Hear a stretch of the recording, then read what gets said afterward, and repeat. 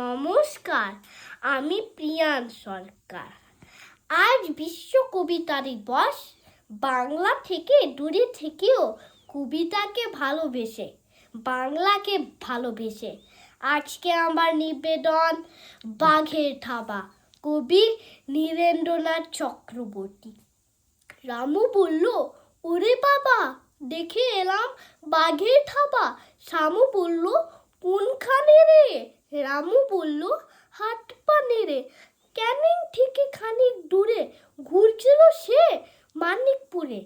যেমন হা তার তেমনি থাবা, ওরে বাবা, ওরে বাবা।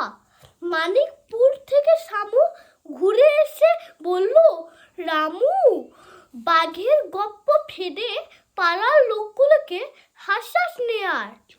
বাঘ ভেবেছিস তুই যাকে সে, কালকে গেল ব্রহ্মঠেসে। মাথায় দিয়ে সোলার টুপি, ব্যাঘ্র নয় যে, সে বহুরূপী। নমস্কার।